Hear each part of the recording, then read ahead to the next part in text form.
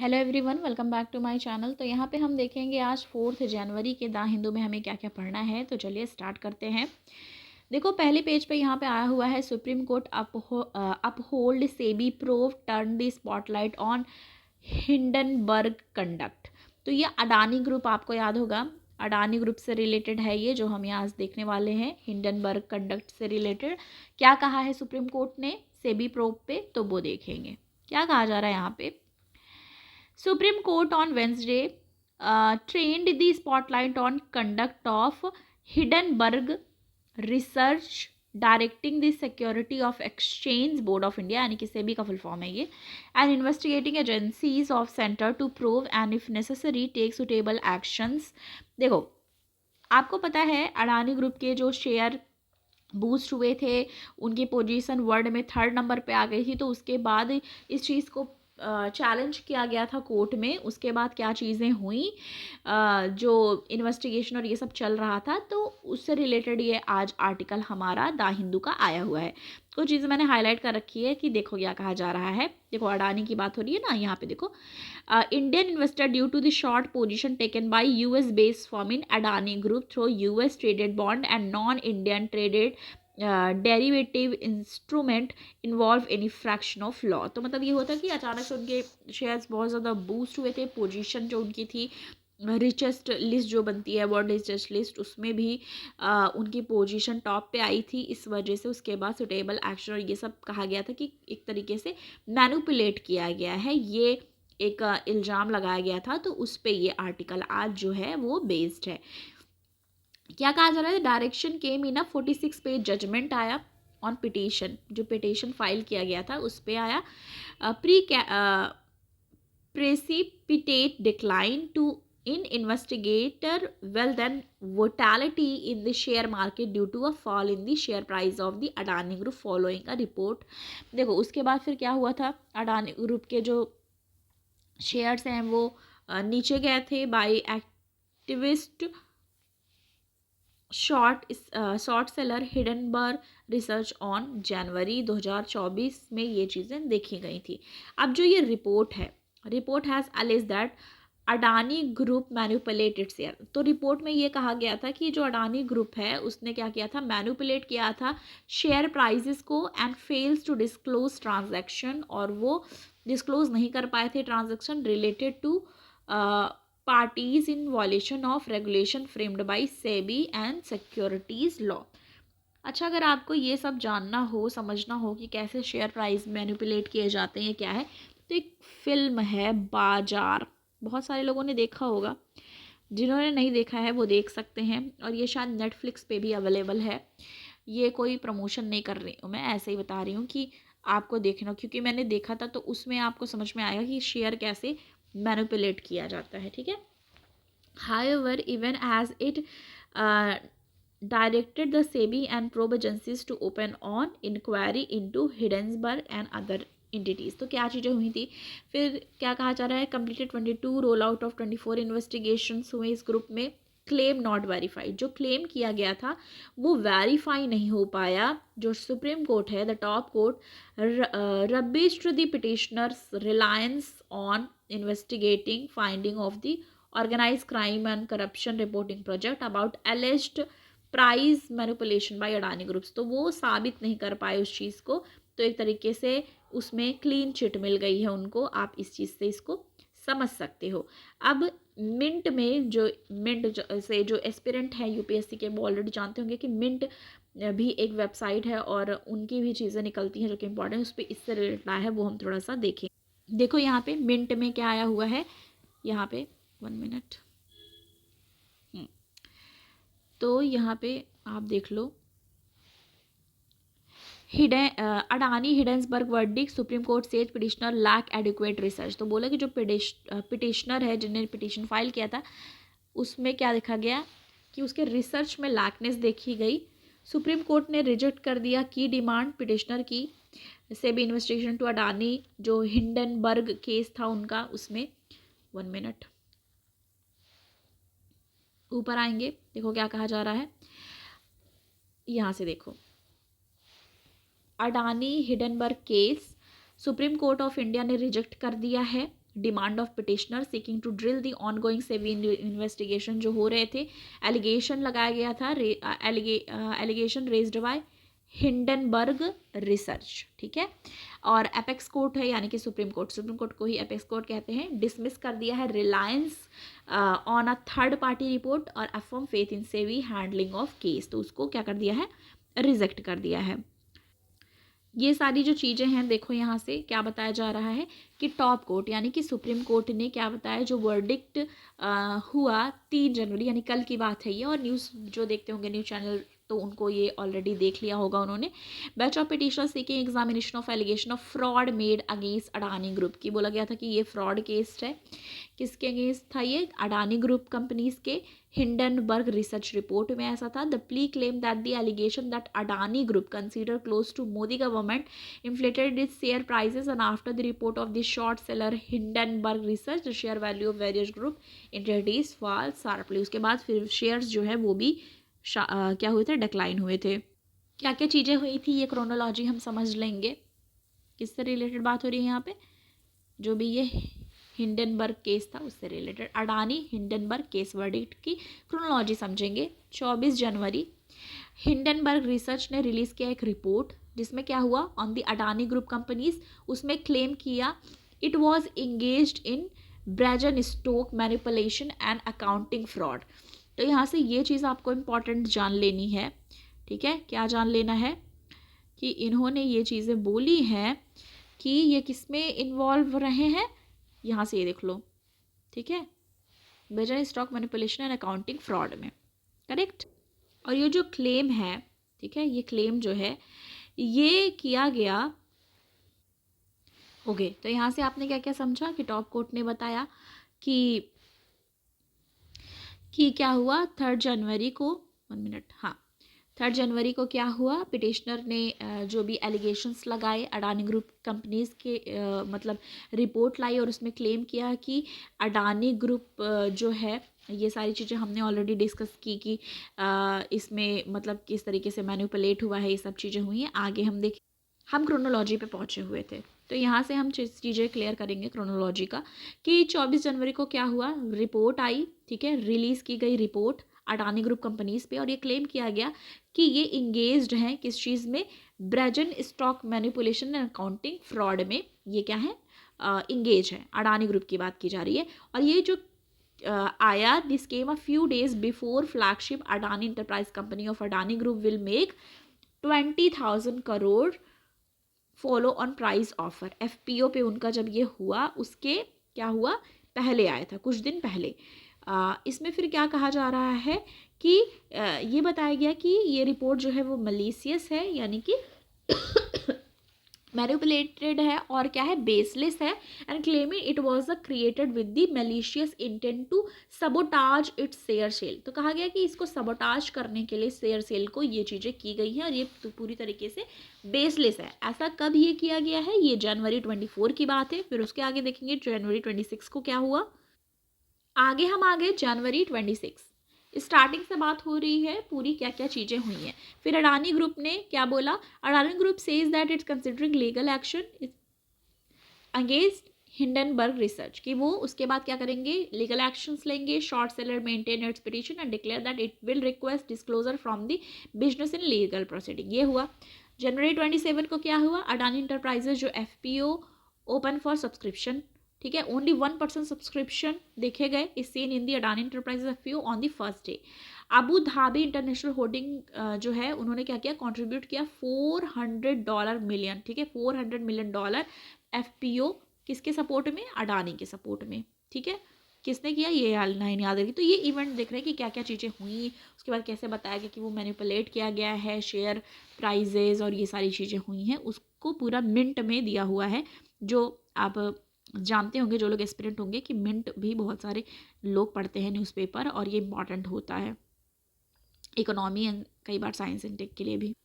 उसके बाद फिर ये है कि उसके बाद क्या हुआ, सारी चीज़ें जैसे कि यहाँ पे दिखाया गया है, एफपी ओपन फॉर सब्सक्रिप्शन, ये सब देखा हमने ऑलरेडी। आगे आएंगे, आगे यहाँ से देख लो आप क्या कहा जा रहा है। जनवरी 31 को एफपीए वॉज फुली सब्सक्राइब, ठीक है, एफपीओ फुली सब्सक्राइब्ड हो गया। फरवरी 1 को क्या हुआ, क्रेडिट शूज़, प्राइवेट बैंक ने क्या किया, margin loan on Adani bond ले लिया। क्या क्या चीज़ें हो रही थी सेबी की, ये आप यहाँ पे देख सकते हो। तो ऐसे इवेंट पूरे इसमें मिनट में दिए गए हैं। मार्च 2 को क्या हुआ, सारी चीज़ें दी गई हैं। आप देखो इसमें एक चीज़ इंपॉर्टेंट हमारे इकोनॉमी के पॉइंट ऑफ व्यू से, यहाँ से देखो इम्पॉर्टेंट हो गई कि अगर ये आ जाएगा हिंडनबर्ग केस और अडानी ग्रुप से रिलेटेड, तो हमें ये याद रहना चाहिए कि जो टॉप कोर्ट है यानी कि सुप्रीम कोर्ट ने क्या किया, फॉर्मेशन की बात करी, order to formation of committee बनाने की बात की, जो अडानी ग्रुप से रिलेटेड केस को देखेंगे, to look into the Adani group and recommend way to improve legal framework that safeguard Indian investor. ठीक है, तो ये इंपॉर्टेंट यहाँ से हो जाता है कि कमिटी बनी और उसमें क्या हुआ, AM Sapre former supreme court जज was name the committee head, उनको क्या बना दिया गया, कमिटी का हेड बना दिया गया। तो यहाँ से इंपॉर्टेंट है, क्वेश्चन पूछा जा सकता है। AM सप्रे जो कि कमिटी हेड थे, और अदर मेंबर इसमें कौन कौन थे, सोमशेखरन सुदर्शन थे, KV कामत थे, एंड नंदन नीलाकेनी। ठीक है, KV कामत कमेटी भी एक है, आप बताना कमेंट सेक्शन में कि वो किससे रिलेटेड है। तो ये सारी चीज़ें कमेटी बनाई गई और इसमें कितने लोग थे आप जान लो, AM सप्रे तो एक थे ही, उसके 3 लोग और थे, 3 अदर्स। किसके द्वारा बनाई गई, सुप्रीम कोर्ट के द्वारा। आगे देखेंगे, लाइन से आप देखोगे तो बहुत सारी चीज़ें हुई हैं। ठीक है, और ये पूरे केस का पूरा बता दिया गया कब कब क्या क्या चीज़ें हुई, सुप्रीम कोर्ट ने सेबी ने क्या क्या चीज़ें बोली।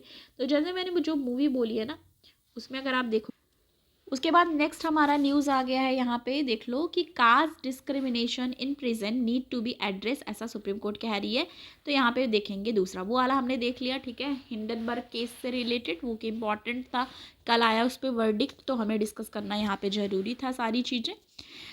मिंट में क्या आया था वो भी हमने देखा। यहाँ कास्ट डिस्क्रिमिनेशन की बात करेंगे तो कहा जा रहा है सुप्रीम कोर्ट ने वेंसडे को कहा कि कास्ट डिस्क्रिमिनेशन जो हो रहा है कहाँ पे, प्रिजनर्स मतलब यानी कि प्रिजन में, जेल में, segregation of manual work among them according to caste hierarchy and treatment of inmate from denotified tribes as habitual offender within 4 wall of prison across India, very important issue. मतलब कह रहे हैं कि जो जैसे कास्ट डिस्क्रिमिनेशन जो है वो प्रिजन में भी हो रही है, उसकी बात सुप्रीम कोर्ट ने यहाँ पे हाईलाइट की है।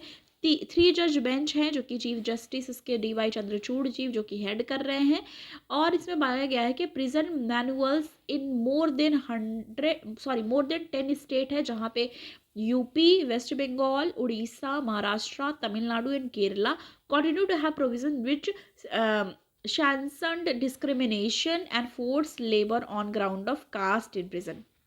कि जैसे देखो, आपको पता होगा ये चीज़, नहीं पता हो तो मैं बताती हूँ कि जैसे क्या होता है कि ये ध्यान में आप रखो, मतलब इसमें जो बताया गया है कि कास्ट के बेसिस पे वहाँ जैसे जो भी जेल में हो तो इनको काम करना पड़ता है। ठीक है, ये सब बहुत लोग को पता होगा, जिनको नहीं पता कि सबको कुछ ना कुछ काम अलॉट किया जाता है, कुछ ना कुछ काम दिया जाता है, उनको जेल के अंदर रह के अपनी सज़ा काटने के दौरान वो चीज़ें करनी होती है। तो इसमें बताया जा रहा है कि कास्ट के बेसिस पे वहाँ पे काम दिए गए हैं। तो क्या कहा जा रहा है, दलित जो हैं, Dalit even have a separate ward in prison, उनका सेपरेट वार्ड होता है प्रिजन में। ठीक है, जेल में अलग क्या होता है, सेपरेट वार्ड होता है दलित्स के लिए। Despite change in the prison manual, caste discrimination continues. ठीक है, प्रिजन मैनुअल चेंज किया गया, फिर भी जो कास्ट डिस्क्रिमिनेशन है वो भी अभी भी बना हुआ है। These provision in the prison manuals of the state should be repealed. The senior lawyer ने ये चीज़ बोला कि ये चीज़ें रिपील होनी चाहिए, ये ख़त्म होनी चाहिए। सॉलिसिटर जनरल जो है तुषार मेहता, उन्होंने क्या किया, was called upon by the court to assist in the case. I have seen segregation on the base of prison status, जैसे like convicts are separate from under trial prison, तो जो convict है उनको सेपरेट रखा गया है under trial prisoners से, but not caste based discrimination, this is serious issue. बोल रहे हैं कि देखो आप क्या कर सकते हो, IC segregation on the basis of prison status, कि देखो प्रिजन स्टेटस के बेसिस पे आप अगर सेपरेट रख रहे हो तो वो चलता है, but not but not caste based discrimination, मतलब कास्ट बेस्ड डिस्क्रिमिनेशन नहीं चलेगा, ये सीरियस इशू है। The petition seated how the Rajasthan prison rule, Rajasthan prison rule की बात की जा रही है 1951, जिसमें असाइन किया गया है महतर, एक कास्ट होती है, कास्ट की बात की जा रही है, महतर टू लैटरिंग्स, मतलब जो महतर है वो लैटरिंग्स जो होते हैं टॉयलेट्स उसको साफ करेंगे। एंड सफिशिएंटली हाई कास्ट जो हिंदू प्रिजनर्स हैं वो किचन्स में रहेंगे, मतलब किचन ड्यूटी से रिलेटेड जो हाई कास्ट हिंदू प्रिजनर है उनके लिए है, और जो महतर्स हैं वो लैटरिंग्स साफ करेंगे। मतलब एक कास्ट हायरार्की के बेसिस पे उनको वर्क अलॉट किया गया है। और कहा जा रहा है the separation of Thevars, Nadars, Pallars who are allotted different section in central jail in Tamil Nadu provide a glaring instance of caste based segregation of barracks. तो यहाँ पे एग्जाम्पल राजस्थान का भी और तमिलनाडु का भी दिया गया है। ठीक है, तो ये एक तरीके से इम्पॉर्टेंट यहाँ पे दिखा जा रहा है। नेक्स्ट हमारा देख लो यहाँ पे है G20 website show 16 cyber attack per minute. ठीक है, तो क्या देखा गया यहाँ से देखो कि G20 वेबसाइट को 16 lakh cyber attack per minute देखा गया। कब? G20 समिट के दौरान। तो G20 समिट 2023 में हुई, प्रेसिडेंसी इंडिया ने की, और इस दौरान जो वेबसाइट है, वेबसाइट ऑफ कॉन्फ्रेंस में देखा गया कि 16 lakh cyber attack per minute देखे गए। ऐसा राजेश कुमार जो सीईओ हैं Indian cyber crime prevention centre के यूनियन होम मिनिस्ट्री के अंदर, उन्होंने इन्फॉर्मेशन दी। मिस्टर कुमार सेड वेबसाइट जो है G20.in का, उसको to an organise cyber attack with peaked on the day of summit. तो पीक पे था डे ऑफ समिट पे, जो कि समिट का डेट क्या थी? सितंबर 9 और 10। और देखा गया कि it was a distributed denial service. तो ये डिस्ट्रीब्यूटेड डिनायल सर्विस थी। ये क्वेश्चन पूछा जा सकता है प्रीलिम्स में कि जो अटैक हुआ उसका वो क्या था? वो डिस्ट्रीब्यूटेड डिनायल ऑफ सर्विस था, यानी कि DDoS था attack. And we can not pin point the origin of as of now, मतलब अभी तक ओरिजिन नहीं पता चला कि ये किस कंट्री से या किस जगह से, या अगर इंडिया से किया रहा था तो कहाँ से किया जा रहा था, उसके ओरिजिन का भी पता नहीं लगाया जा सका है। तो ये इंपॉर्टेंट हो जाता है प्री के पॉइंट ऑफ व्यू से कि अगर पूछ लिया तो हमें पता होना चाहिए DDoS यानी कि डिस्ट्रीब्यूटेड डिनायल ऑफ सर्विस, और इसका ओरिजिन का पता अभी तक नहीं लगाया जा सका है। इन्वेस्टिगेशन विल टेक टाइम, बोल रहे हैं कि टाइम लगेगा इन्वेस्टिगेशन में। Attack would have been launch from anywhere, कहीं से भी हो सकता है, ऐसा बोल रहे हैं, कहीं से भी हो सकता है। और objective was to bring down website, bring down website मतलब वेबसाइट को एक तरीके से उससे छेड़छाड़ करने की ऑब्जेक्टिव उनकी थी, जो साइबर जो अटैक हुआ था उस पर। The agencies work together and prevented the attack in DDoS attack infrastructure send multiple request so that it not able to handle the request and website goes down. ठीक है, तो इस तरीके से यहाँ पे चीज़ें करी गई थी DDoS के उससे। इम्पॉर्टेंट हो गया हमारा। ठीक है, ये वाला भी प्री के पॉइंट ऑफ व्यू से। ठीक है, मीन्स में तो G20 में मतलब कितने अटैक और ये सब हुए उसके बाद। अब यहाँ पे देख लो एक आया हुआ है,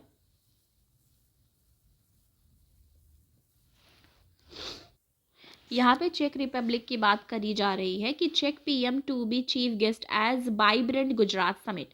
तो जो गुजरात समिट होने वाली है वहाँ पे चेक जो PM है, प्राइम मिनिस्टर, उनको चीफ गेस्ट के तौर पे बुलाया जाएगा। यहाँ पे क्या कहा जा रहा है, जो पीटर फेला है उनको बुलाया गया है गेस्ट ऑफ ऑनर के तौर पे। और यहाँ कहाँ पे बुलाया गया है? ये यहाँ से देख लो, ये बुलाया गया है इनको 10th vibrant Gujarat global investor summit में, जो कि गांधीनगर में होगा 10 से 12 जनवरी पे। ठीक है, और क्या कहा जा रहा है यहाँ पे कि prime minister Narendra Modi will open the event on January 10, वो वहाँ पे ओपन करेंगे। और चीफ मिनिस्टर जो है यहाँ पे चेक रिपब्लिक के, वो कन्फर्म उनका हुआ है पार्टिसिपेशन कि वो आएंगे। और ये 10th समिट होगी, 10th vibrant Gujarat global investor summit है ये, जिसमें पार्टिसिपेट करने वाले हैं 30 कंट्रीज़। ठीक है, 30 कंट्रीज़ हैं जो पार्टिसिपेट करेंगी। और करंट स्पॉटलाइट है मिस्टर फैला विजिट कर रहे हैं जो क्योंकि जो चेक अथॉरिटीज़ हैं उन्होंने अरेस्ट किया था निखिल गुप्ता को, जो गुरवंत सिंह पन्नू जो केस था, जो वो था, क्या बोलते हैं, आपको पता होगा, खालिस्तानी था जिसको असैसिनेट किया गया था वहाँ पे। उन यूएस ने इनको फिर क्या बोला था, यूएस के ऑर्डर पे इन्होंने निखिल गुप्ता को चेक अथॉरिटीज़ ने अरेस्ट किया था। तो ये सारी स्पॉटलाइट इन पे चल रही है। वो acting on a request from US government, की यूएस गवर्नमेंट की रिक्वेस्ट पे इन्होंने जून 30, 2023 को अरेस्ट करा था। इंडिया हैज़ बीन उपटॉन, हाँ ओके, 1 minute, हाँ, India has been talking to the चेक Republic on the matter and Indian embassy in Prague was grant diplomatic access, जिससे मिल पाए मिस्टर गुप्ता को 3 ओकेजन्स पे, and on 3 occasions the matter may figure in talk with mister Fiala. अब इससे related कुछ चीज़ें जो नहीं पता जिनको, तो इसमें क्या हुआ कि बताया जा रहा है कि ये है कि उनसे बात करेंगे इस बारे में, चेक जो पीएम आ रहे हैं चेक रिपब्लिक के, उनसे बात करेंगे कि उनको कुछ छूट दी जाए। और जो निखिल गुप्ता है वो, उन्होंने सुप्रीम कोर्ट में पिटीशन भी दायर की है कि उनको इंडियन लॉयर रखने की अनुमति मिले, और उनको मतलब वो जैसे कि वो इसमें नहीं इन्वॉल्व है फिर भी उनको अरेस्ट किया गया। तो मतलब इससे बहुत सारे क्लेम, ये सब चीज़ें की गई हैं जो कि वहाँ पे देखनी है। नेक्स्ट आएंगे स्पेस एक्स से रिलेटेड, यहाँ पे देखो आया हुआ है, क्या कहा जा रहा है, SpaceX Falcon 9 to launch India GSAT-20 satellite to spread broadband, ये कवरेज के लिए किया जा रहा है। देखेंगे इसमें क्या कहा जा रहा है, आगे आ जाएंगे। Okay, new space India limited, NSIL ने क्या किया है, the commercial arm of Indian space research organisation है, ये लॉन्च करेगी ये GSAT-20 को, जो कि जिसका नाम रीनेम किया गया है GSAT-N2 on board space x Falcon 9 rocket during the second quarter of 2024 इसको लॉन्च करा जाएगा। और GSAT-20 जो है वो हाई थ्रूपुट का बैंड सैटेलाइट है, के बैंड सैटेलाइट है, और जो कि फुली ओन्ड एंड ऑपरेट है NSIL यानी कि न्यू स्पेस इंडिया लिमिटेड के द्वारा ये फुल्ली ओन्ड एंड ऑपरेटेड होगा, जिसको लॉन्च करा जाएगा। ठीक है, ओके, नेक्स्ट आएंगे। यहाँ पे क्या कहा जा रहा है, देखो यहाँ पे ये जो है ये हाई HTS कैपेसिटी का है, 32 बीम है, पैन इंडिया कवरेज होगा इसका, और Andaman and Nicobar and Lakshadweep island तक भी, और जो सैटेलाइट की वेट और ये सब भी दी गई है। Apart from space sector reform announce by the union government in 2020, NSIL mandated to build, launch and own operated satellite है ये, और डिमांड ड्रिवन मोड में रहेगी ये। ओके, तो ये सारी चीज़ें हमने यहाँ से देख ली। On the similar line during the second quarter of 2024 NSIL will be undertaking GSAT-20 satellite mission offer cost effect KA band STS capacity की होगी Falcon 9 under a contract between SIL and SpaceX USA it's said. तो ये सारी चीज़ें होने वाली हैं। Next हम आ जाएंगे, नेक्स्ट यहाँ पे बात करी जा रही है साइंस के पेज पे, फ्रॉम दी, यहाँ पे बात हो रही है from the moon to Europa 6 space mission to be excited for 2024। तो यहाँ पे देखो पूरी चीज़ें बात की गई हैं कि ईयर 2023 जो है वो इम्पॉर्टेंट है स्पेस मिशन के उससे देखा जाए तो, क्योंकि यहाँ पे नासा की ओसिरिस REX मिशन भी क्या हो रही है, जिसमें sample from an asteroid and Indian Chandrayaan 3 mission जो कि एक्सप्लोर करेंगे लूना साउथ पोल रीजन पे। और 2024 shaping up the another exciting year for space exploration की, मतलब वहाँ पे रिसर्च, जो स्पेस रिसर्च के क्षेत्र में ज़्यादा एक्साइटिंग रहने वाला है 2024। सेवरल न्यू मिशंस हैं अंडर नासा, जो यूएस की एजेंसीज़ हैं, जिसमें एस्ट्रिमिस प्लान है, commercial lunar payload service initiative है। ये सब क्या होगा, विल टारगेट दी मून, ये मून पे जाने के लिए है ये सारे जो यूएस के हैं जिनको वो डालने वाले हैं, मतलब 2024 में लॉन्च करने वाले हैं। लेटर हाफ में अगर देखा जाए तो सेवरल एक्साइटिंग लॉन्चेस होंगे, जिसमें मार्टियन मून्स एक्सप्लोरेशन मिशन है, यूरोपा क्लिपर है और आर्टेमिस सेकेंड है। तो ये सारी चीज़ें हैं। अब यूरोपा क्लिपर के बारे में बात करें अगर हम, नासा लॉन्च कर रही है इसको, ठीक है, एक्सप्लोर करने के लिए one of the Jupiter's largest moon, ठीक है। तो ये इंपॉर्टेंट यहाँ से हो जाएगा कि अगर पूछ लेगा कि किस चीज़ के लिए इसको लॉन्च किया जा रहा है, तो explore one of the Jupiter's largest moon के लिए इसको किया जा रहा है। और ये स्लाइटली स्मॉलर है अर्थ मून के। और क्या कहा जा रहा है, with a surface made of ice, और इसका सरफेस किससे है, आइस का बना। Beneath its icy shell Europa likely harbor a saltwater ocean, and which scientists expect contain over twice as much as water all the ocean here on the earth combined। तो ये सारी चीज़ें भी यहाँ पे हैं। Europa nearly 50 times to study the moon icy shell। mission will change game for scientists hoping understand ocean world like Europa. Artemis second के launch की बात करें तो ये नेम है Apollo twin sister in Greek mythology से लिया गया है, करेक्ट। नासा का प्लान है go back to the moon, कि वो फिर से जाए। It will send human to the moon for the first time. तो ये ह्यूमंस को भेजने के लिए मून पे ये फर्स्ट टाइम किया जा रहा है सिंस 1972।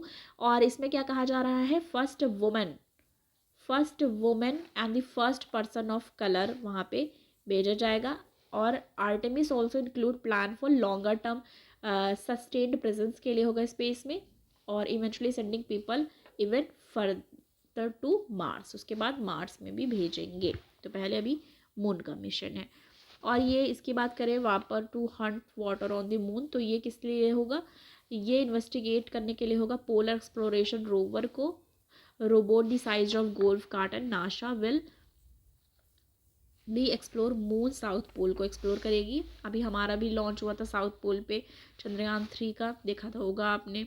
तो सारा प्राइम 1 और ये सब क्या है इसके बारे में सारी बातें की गई हैं, जितने भी इनके मिशंस हैं उस पर पूरा यहाँ पे बताया गया। तो ये है बस लास्ट पेज हमारा, जिस पे हमें चीज़ें जो एक साइंस का रहता है वो डिस्कस करना रहता है। बाकी तो आई होप कि हाँ, ये यहाँ पे आज का वीडियो बहुत लंबा हो गया। Understanding the peace of pact with ULFA, जो कि हमने डिस्कस किया था इसको ULFA से, कि ये बाई प्रोडक्ट है एंटी फॉरेनर असम एजिटेशन का, जो कि शुरू हुआ था 1979 में और एंड हुआ साइन करके असम अकॉर्ड को अगस्त 1985 में, ठीक है। तो ये याद रखना है।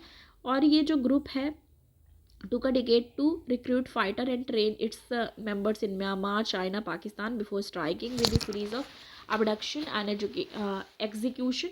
गवर्नमेंट ने रिस्पॉन्ड किया 1990 में with an offensive code name operation Bajrang and banned ULFA, ठीक है, उसको फिर बैन किया।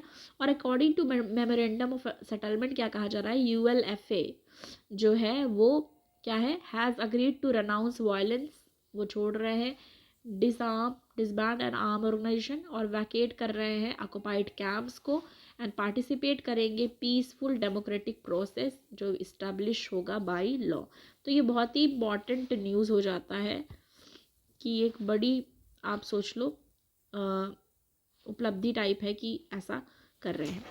Y is up skilling necessary for rural youth, up scaling क्यों ज़रूरी है रूरल यूथ के लिए, समरी में देखेंगे। Farming the main source of rural livelihood, children जो हैं वेरियस रूरल फैमिलीज़ के supplementing their families income by working और फैमिली ओन फार्म। तो फैमिली ओन फार्म में वो क्या करते हैं, काम करते हैं। करंट वोकेशनल एजुकेशन लैंडस्केप देखा जाए रूरल इंडिया का, interspersed with industrial training institute, a skilled rural population but with little no placement opportunities है। effective rural education should be tailored such that technical as well as life skill, और ये सारी चीज़ें इस पे बताई गई हैं कि किस तरीके से अप स्किलिंग ज़रूरी है, उसकी बात की जा रही है। वर्ड वाले पेज पे हम आ गए हैं। हार्वर्ड प्रेसिडेंट रिजाइन आफ्टर रो ओवर पैराग्रेरिज्म, तो उस पर इन्होंने, ये पहले भी हम पढ़ चुके हैं, कि वो पहले बोला था, उन्होंने अनाउंस किया था कि वो क्या करेंगी, रिज़ाइन कर देंगी, और उसके बाद ये चीज़ें आई हैं न्यूज़ में। नेक्स्ट देखेंगे तो ये स्पोर्ट्स वाला पेज है। तो बस ये लास्ट पेज था जो हमें डिस्कस करना था। Thank you, like share and subscribe.